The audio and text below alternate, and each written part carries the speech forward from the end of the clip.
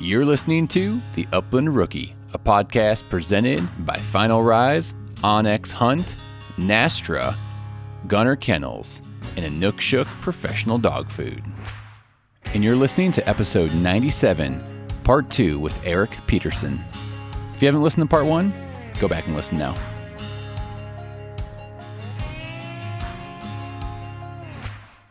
I want to thank my sponsors, Final Rise Gear. Guys, Final Rise Gear, Matt Davis and his team over in Utah, guys, are creating some of the highest quality premium upland gear there is, period. There's just nothing better when you're looking at an upland vest, a gun case, accessories, and a system that's going to fit how you hunt. Look no further than Final Rise. Check them out at finalrise.com. The Summit Vest has treated me so well since day one, going on year 3. It's something that holds up and you can customize to no end. So check out Final Rise. Also want to thank Onyx Hunt. Onyx Hunt is the #1 digital mapping tool in the world. It's a necessity. It is something that is just for every bird hunter to open up new areas, publicly accessible land. Onyx Hunt is where it's at. You are going to just get to explore so much more of this beautiful country and knowing exactly where you stand. I also want to thank Nastra, National Shoot to Retrieve Association. Nastra's has been one of those awesome organizations to partner with and also to participate in. As a Nastra member, I've gotten to meet some incredible people who are not only mentors to me, but people that have helped me along the way in having my own bird dogs and hunting and just learning everything there is to be a bird hunter here. So check out Nastra today. Become a member. Find a trial near you. They have tons and tons of trials happening across the country. And it's a great way to jump in, meet some great folks with Nastra. Also want to thank Inukshuk Professional Dog Food. Inukshuk's the only thing I will feed my dogs. It is high quality, high protein, dense formula that keeps my dogs going on the longest of hunts. Summer, winter, fall, spring, the whole thing. My dogs are always on Inukshuk. They have different formulas. It's going to fit your needs for your dogs. Check them out at inukshukpro.com. And last but not least is Gunner Kennels. Gunner Kennels is the best kennels on the market today, period, hands down. End of story. I could end it right here, but I won't. I've tried every kennel brand on the market today, and Gunner is the only one I trust with my dogs. Carrying them across country on the road, hunting trips, to the vet appointments, whatever I'm doing, I'm putting them in a Gunner kennel. Gunner's got some incredible products, not just the kennels, but fan kits, accessories, orthopedic pads, food crates, bowls, bumpers, you name it. Check out gunnerkennels.com today and get your hands on some of their products. You will experience the difference. You'll experience how every product is intentionally built and engineered to the nth degree. So check out gunnerkennels.com.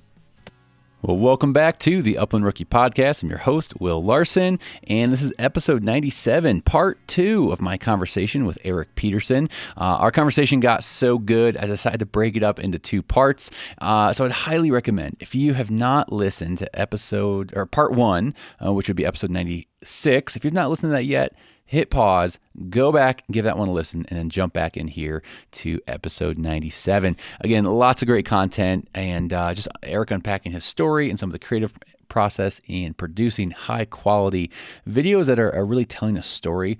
Just got really, really fascinating. And so hope you guys have been enjoying this little mini 2-part series as much as I did. And so without further ado, we are going to jump right back into our conversation with Erik. Yeah, that was kind of a one and done. We had talked about doing a second season, and then Matt said, let's do this other thing. So I don't know if we'll go back to that. It's a lot of the filming and the hunting part was awesome, and we had a blast. The hard part is, at least for me, is always the finding sponsors and fundraising and marketing and social media and all the other parts of it that go into it when it's really just me and my business partner Jasper doing it all. Doing all the aspects. Yeah. That's crazy. So I don't, as of now, that was a single season and we've kind of moved on from that. And I like this new model that we did last year of just picking interesting characters in the Upland world and doing kind of profiles on them, Yeah. um, and keeping me out from in front of the camera and, You're keeping like me sign me behind. up all day for that. Yeah, yeah. That's awesome. So yeah. Talk about a little bit. Again, this is where it gets interesting for me. Of talk a little bit more about the creative process and the storytelling, because I think that the cool Hmm. part is, and again, you can probably speak to this way better, but you're not just grabbing a camera, filming someone's hunt, kind of a step by step. Oh, we found the birds, blah blah blah. Yeah. There's such a story behind your films that the ones I've seen.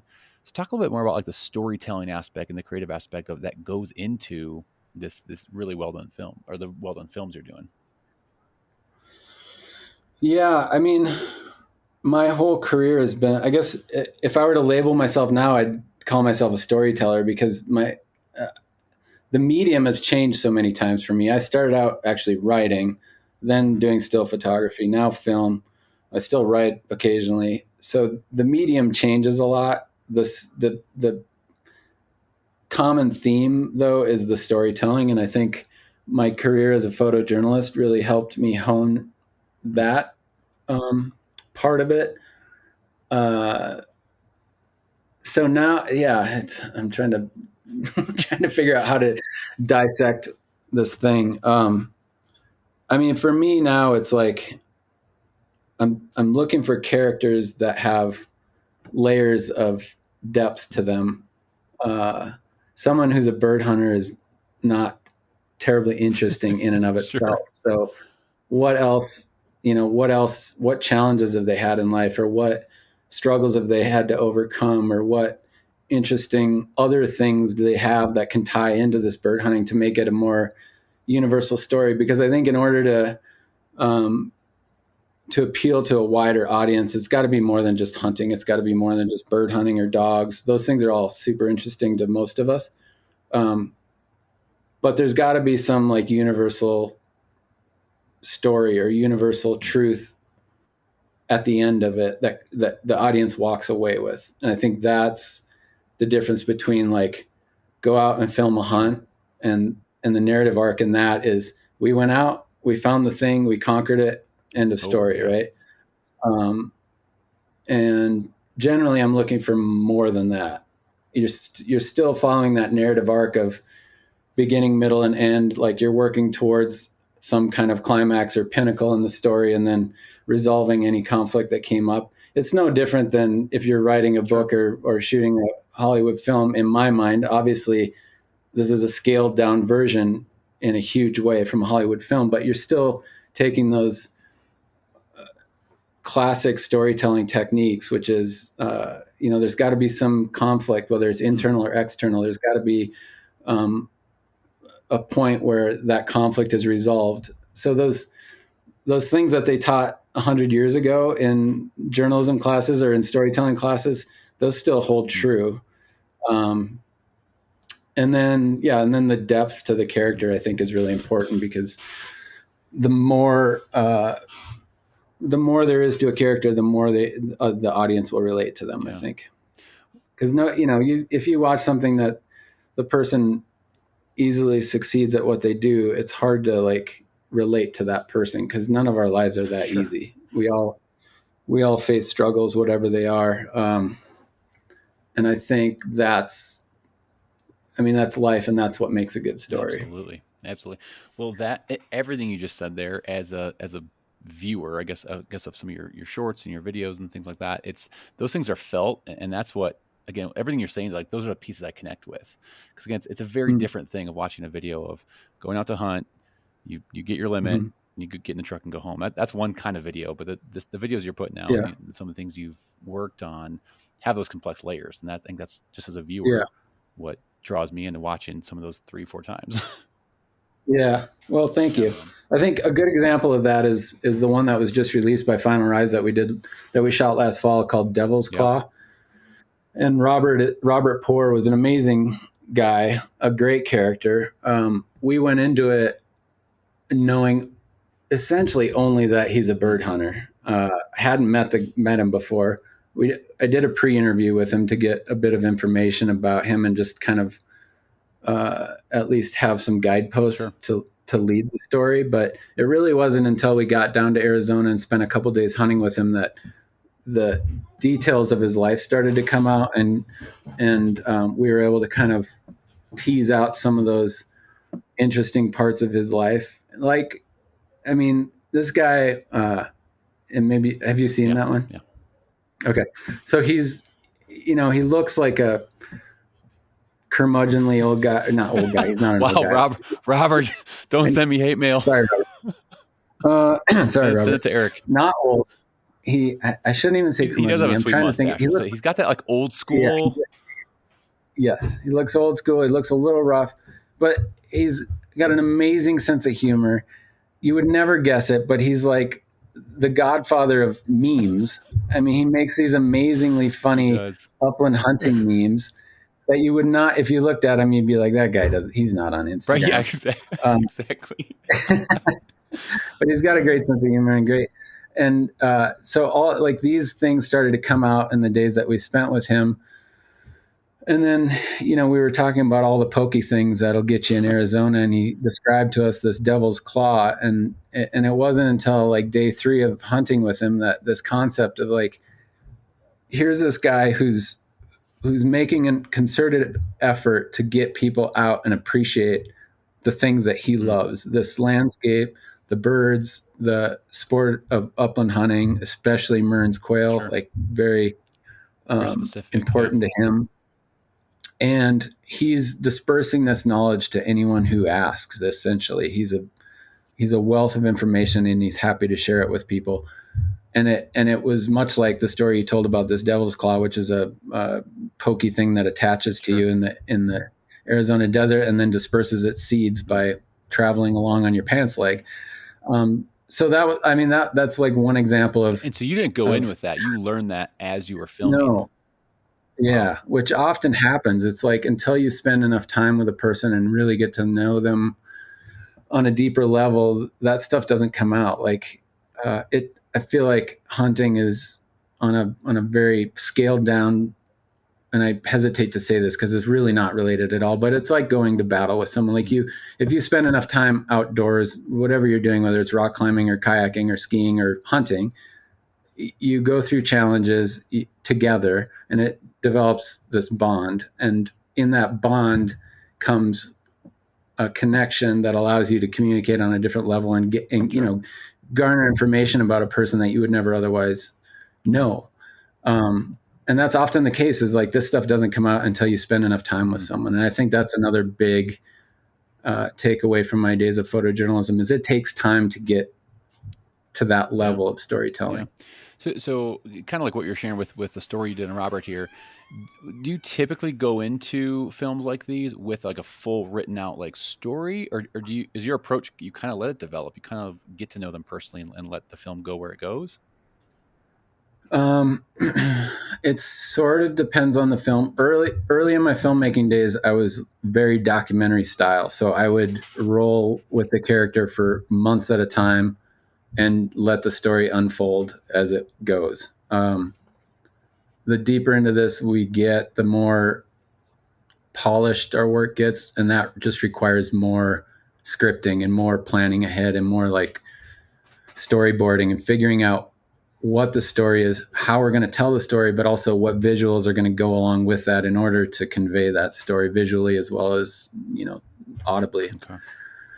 So it sort of depends on the story. It sort of depends on the character, and that's developed as I've gotten more into this filmmaking. Is for a more polished end product, it requires a lot more work on the front end of, pre-interviews, learning about the person, spending time with them, storyboarding, lining everything out, figuring those details out, and then you hit the ground with them, and you've got a pretty good roadmap of what you're trying to tell. That sometimes that changes. Sometimes it's a 180, and the story you set out to tell is not the story that you end up with. Yeah. And, just being flexible enough to roll with that is also, I think, a pretty important element of storytelling. Absolutely. I mean, from your time with doing the video work and then the photojournalism, what is is it harder to tell a story with photos in your mind? Is it harder to tell a story with video? Easier? Like, if you had to kind of wrestle with that? Um, Logistically, video is a lot harder. It requires more people. It requires more equipment. It requires more time on the ground. Um, from a storytelling, to be effective storytelling with still photos, you have to be really good. Like to capture in a photo or a series of photos, enough information to tell a story is much more challenging because you don't have audio, you don't have as much Okay. depth at your fingertips to work Okay. with. So it's harder to convey a story with photos, but it's harder logistically On the to put together a story with film video. crew. Yeah. Does Yeah. that make sense? No, it does. That does. I was curious on that one. Going back to the Tailgate Tales real quick. Again, it was a very unique series you did because again, you tied in the artist aspect. How, I Yeah, mean, I guess how did you learn about the different artists that you featured in there that also bird hunted? That's a very specific, very niche kind of group, even niche, I guess, within the niche yeah, of upland hunting. How did you yeah. kind of find them, and how did that idea really come about and get flushed out? Honestly, the idea came about on a chairlift when Jasper and I were skiing one day. We were trying to figure out a way to incorporate our video skills into the upland world.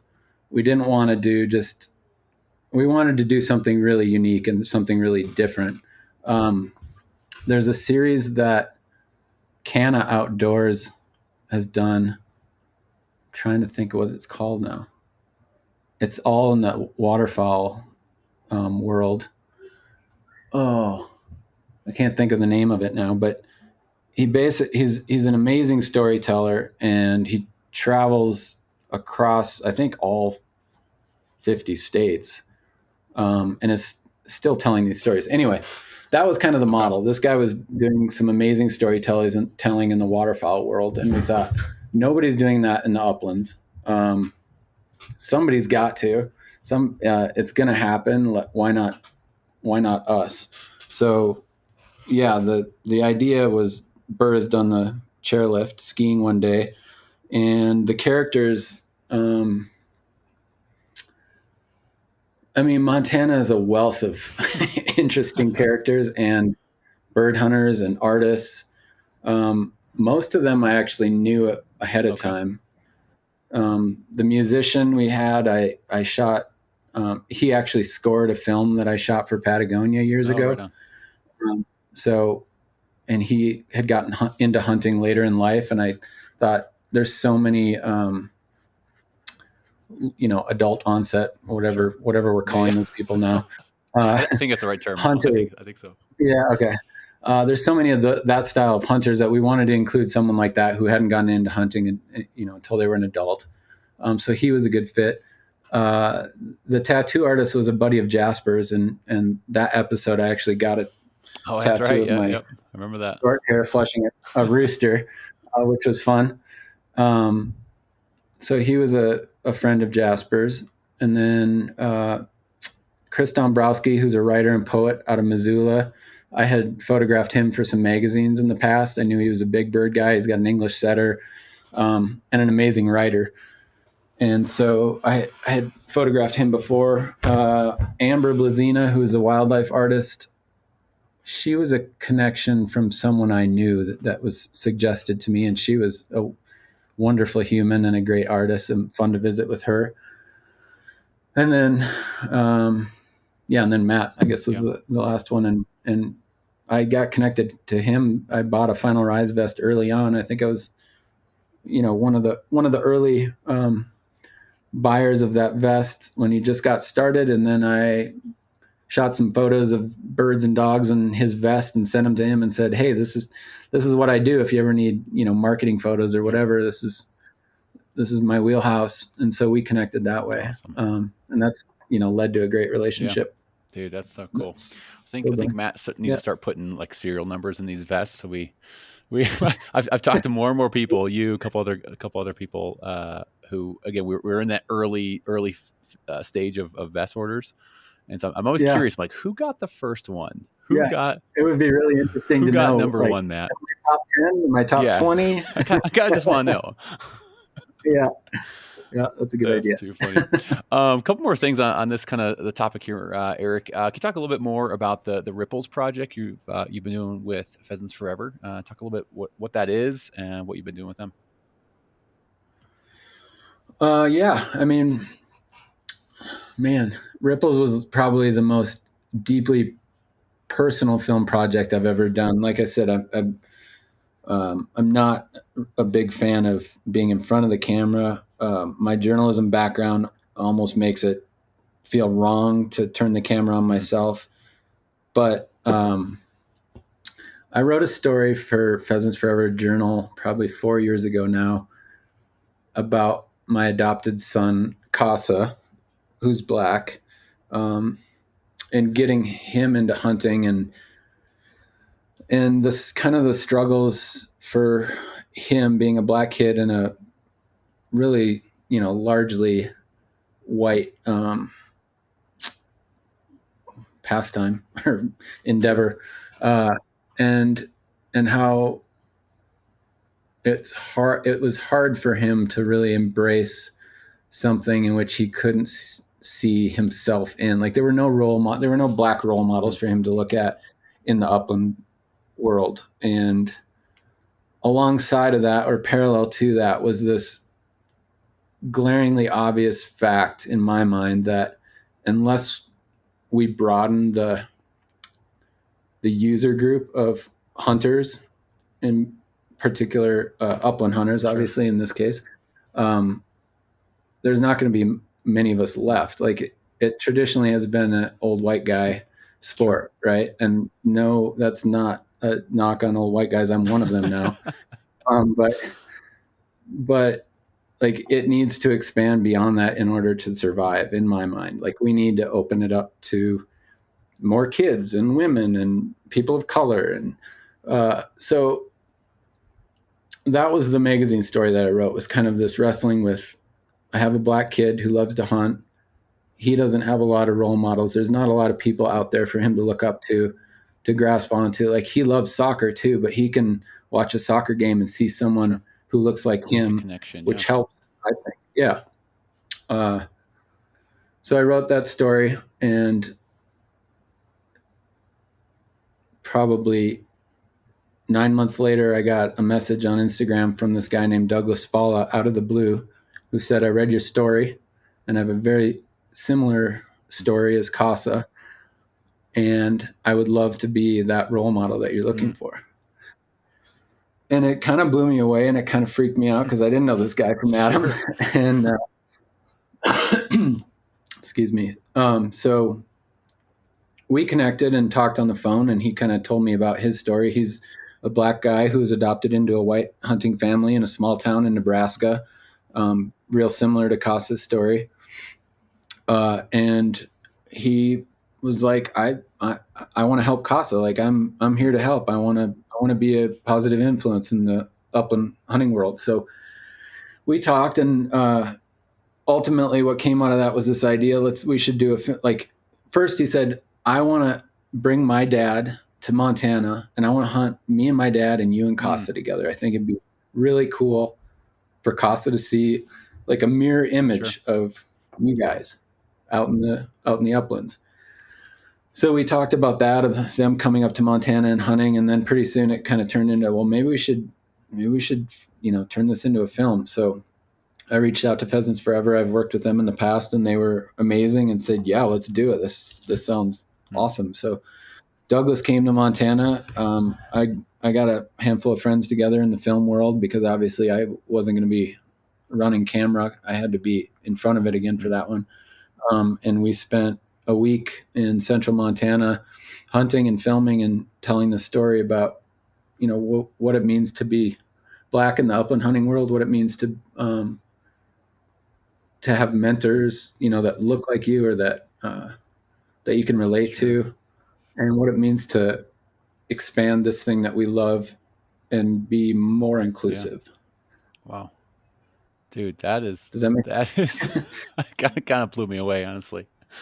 That's pretty awesome, man. I love that you guys were able Yeah, to kind of collaborate on that, and Douglas reached out. Um, yeah, I'm sure there's going to be a lot of just hearing that piece that you shared, kind of your passion behind that, and just the excitement. I'm sure there's lots of stories that'll come out from that, or impact that'll come out from that. Have you guys yeah, heard anything since that came out of any stories of impacting other kids or people of color out there, that story yeah, has touched? yeah.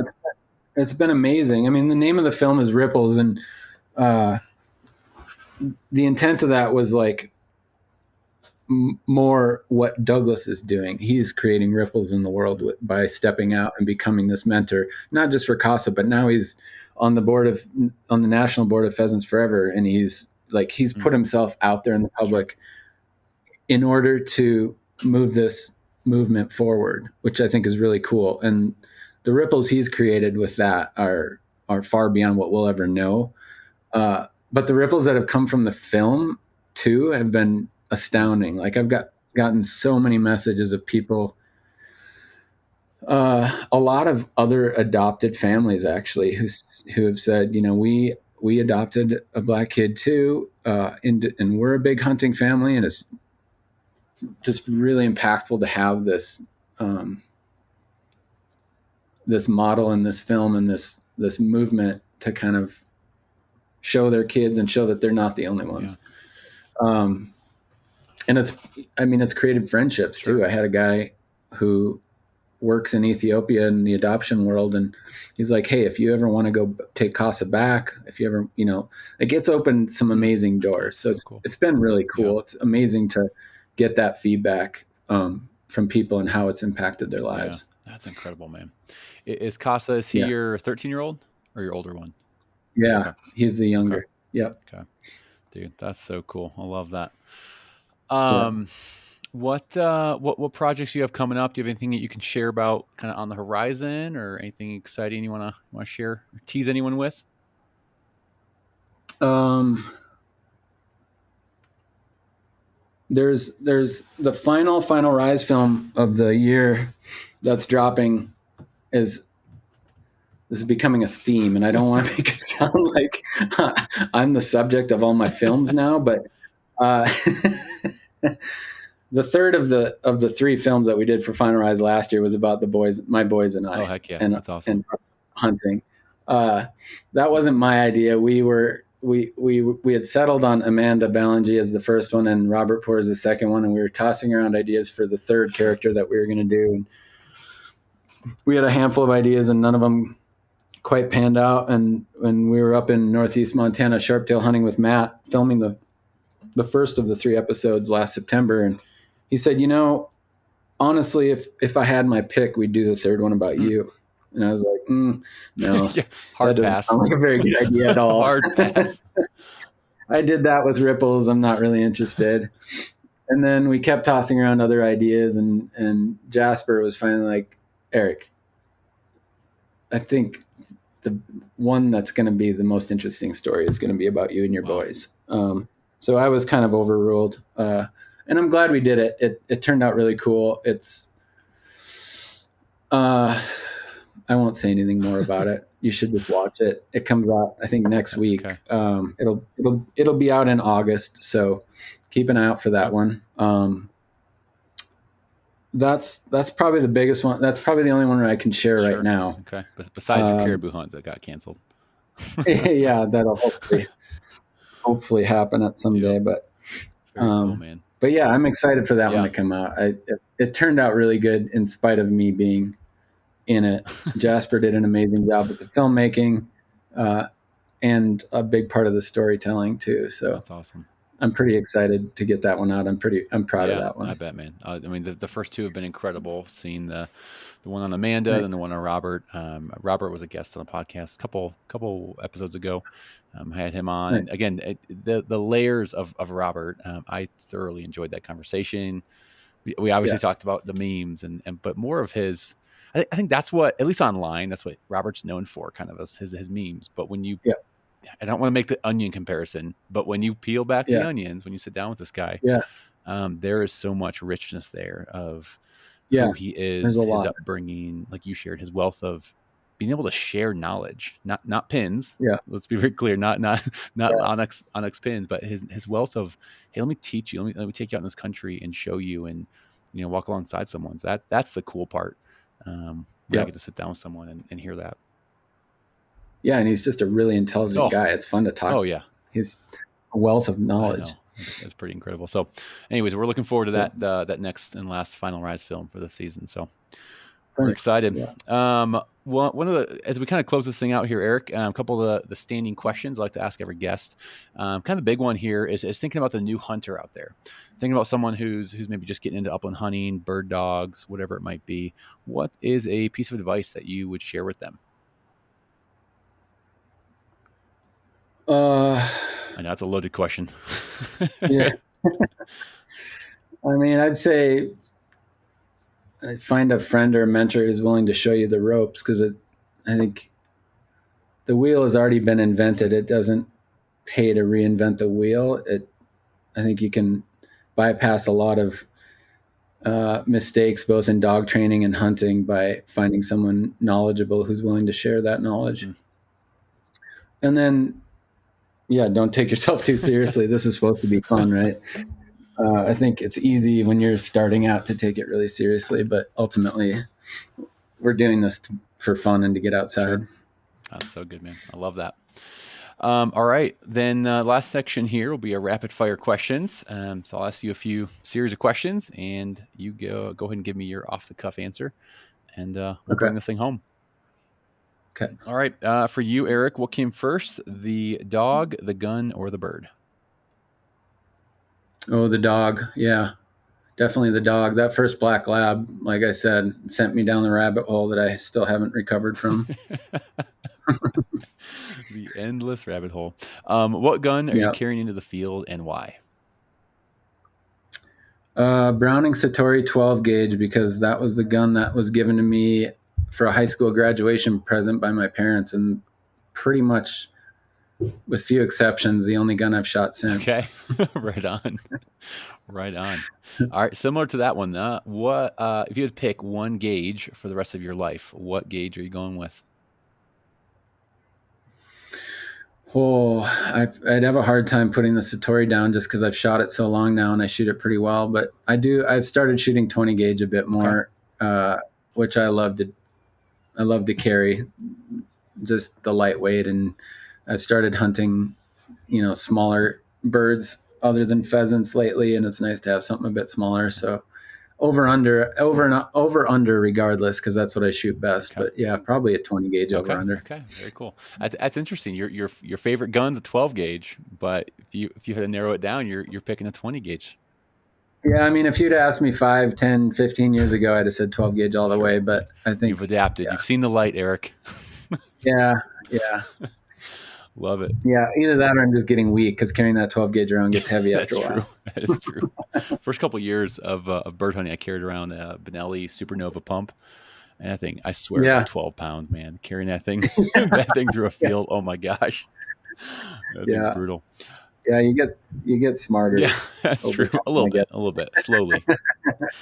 Yeah. Favorite breed of dog besides the ones you own or have owned? Oh, English setter. I think they're about as pretty as you can get watching them run in the Yeah, field. I've got several friends who have one and have hunted behind some and filmed some, and yeah, I like their style, and they're just so pretty to watch yeah. run. There's some incredible dogs. Probably my next I dog was gonna too. say, is there any plans for a setter pup here soon, or? Yeah, yeah. I mean, that'll most likely be the next one. I love experimenting with different dog breeds. I'm not like a one breed Sure. guy at all. I love mixing it up, and all the breeds have different strengths and weaknesses, and it's fun to explore that and tease out some of those Yeah. strengths and figure out what really fits best for the terrain you're hunting or the birds you're hunting or Yeah, whatever. So absolutely. That's cool, man. All right, favorite bird to hunt and why? And I'm gonna actually throw a curveball at you. You can't say okay. pheasant. Oh geez. Because I knew you were gonna say that. You can't say pheasant. Favorite bird to hunt besides a pheasant? 100% pheasant all the way. But if I can't say pheasant, oof. Uh, Man, I haven't even thought of another bird, because really there's no other Told you I comparison in threw you my a mind. curveball. Hey, Chucker, I Chucker, guess. okay. And I haven't spent much time doing it. I've only done it once in Utah with Okay. Matt, but I love the terrain. It made me feel like I was elk hunting again, but I got to bring my dog Oh, along. right So it on. was kind of the best of Yeah, both right on. worlds. I love being in the mountains, and that terrain is so gnarly Sure. and, requires a lot of physical stamina, and I like that part That's of it. cool. That's cool. All right. Best and worst gear purchase for you in the last year or so. Can your favorite piece of gear you've purchased, and maybe one you bought and you're like, this was dumb. Why did I do that? Oof.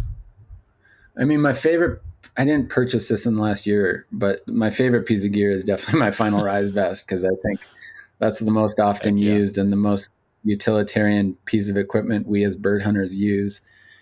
And the whole point of it is I don't have to buy one every year. Exactly. um, Man, worst gear. I don't even. Uh, you know, Probably boots. I have a hard time Okay. finding good boots that are Okay. waterproof. Good. You go. My feet are always wet. Oh, going through those things like, well, I was gonna make a pun. No, that's a bad pun. I was gonna say going through those things like water, but Right. Yeah. I'm not a huge gear junkie. I find something that works, like my 12 gauge and just keep Satori, going. or my Sony camera, and I make it work for my Yeah. purposes, and I make it last. That's And awesome.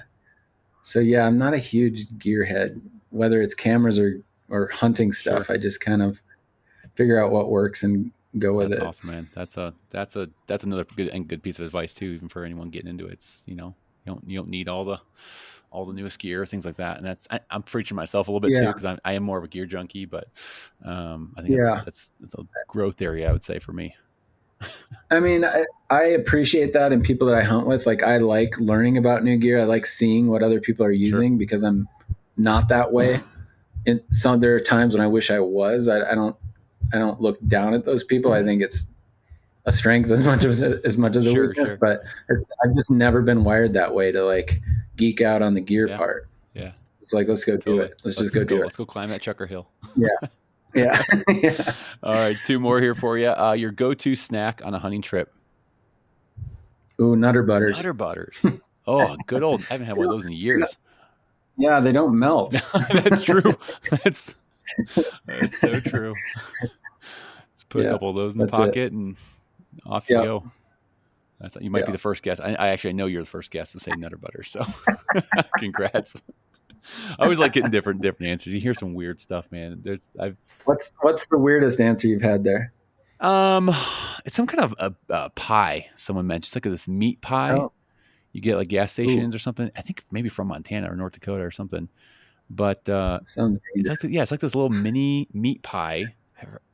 Interesting. Yeah, it's hard to describe. That was a weird one. And they're like, oh, you heat it up open your engine hood and put it in the engine and it heats it up for a little bit. I'm like, that sounds like way too much work for a hunting snack.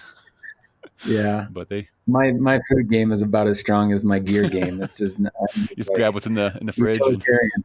Peanut butter and jelly, that'll uh-huh. work. Yep, Uncrustables, man. It's the way to go. They're Yeah. frozen, you put them in your cooler. By the time Oh, there you it's go. lunchtime, those things are perfect. That's a good call. Good to All right, know. last one. Beverage of choice after a hunt. Ooh, I don't drink anymore. So, actually, Athletic Brewing makes a really good non-alcoholic IPA Oh, that nice. I love. Okay. They actually taste Is it good. a Montana And brewing company?